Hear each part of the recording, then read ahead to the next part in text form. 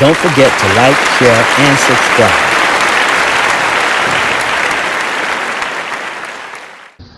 With this Ankh, the Ankh represents the key to life, masculine and feminine energy coming together to produce life, children. Okay, so we understand that God is the one that controls all of this. And when you look at nature, I'm an animal science major.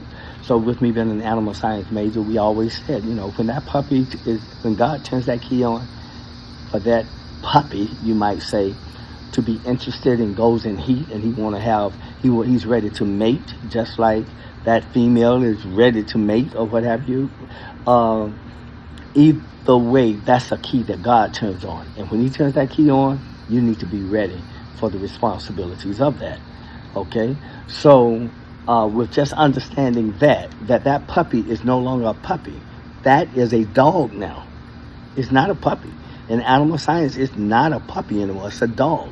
And so what we have to teach our children is that when God turns that key on, when you move into the position to where in 9 months you could get a family here, that's wisdom. That should let every man and every woman know that you're not in control of nothing. God is in control of this. And the thing that God made to be beautiful, sex is supposed to be beautiful. Okay? It's supposed to be, a lot of people look at that and say, whatever.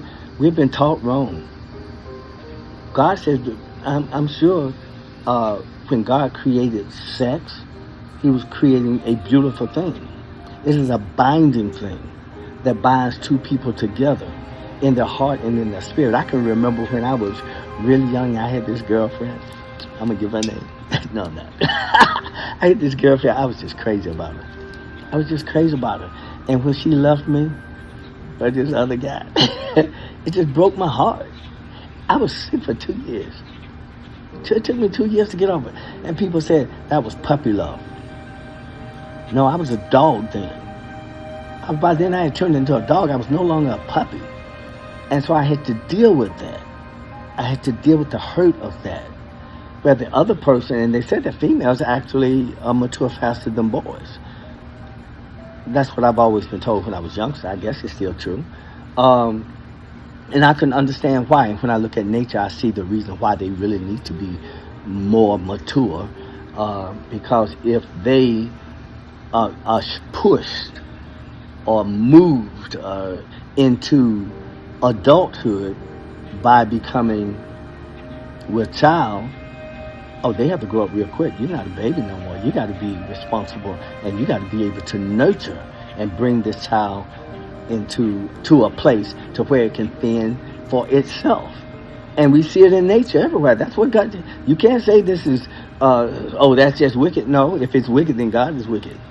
He's the one created. He's the one that turned that key on. You have nothing to do with it. Nothing. Absolutely nothing. So, while we are saying, they're nasty in their minds and then the bad place. No, it's not. It's exactly where God put it. The young ladies begin to look at men, and the men begin to look at the young ladies. Now, because we are in our culture, in our society, we feel the need. And because we have not prepared them, we have to protect them. And we do that. And that's what we do. But you need to also understand that all that protection and everything that you're doing, make sure that you keep it in good, godly perspective. Because you do want to guard and protect them through this time to where there are some gaps. They have not learned certain things. They do not know the severity or the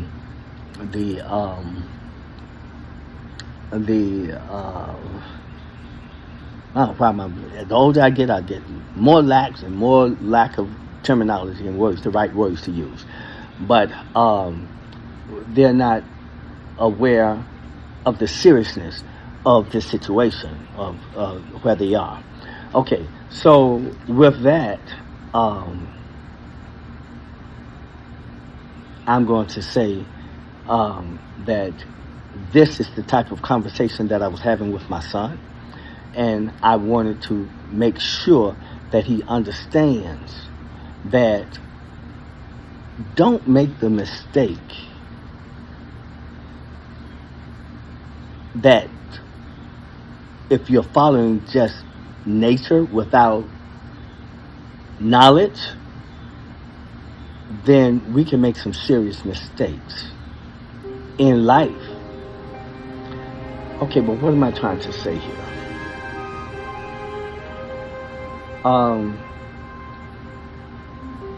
Making these serious mistakes. What do I mean?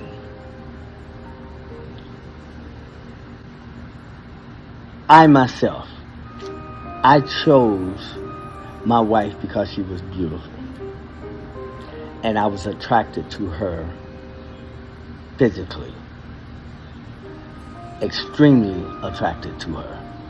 And because of that, I made decisions that a wise man should have. If you have a father, he should prepare you for this. Okay? They need to. I think that's the reason why I wanted to go to college. I'm trying to make myself better. I'm getting to know who I am and what I want to do with my life.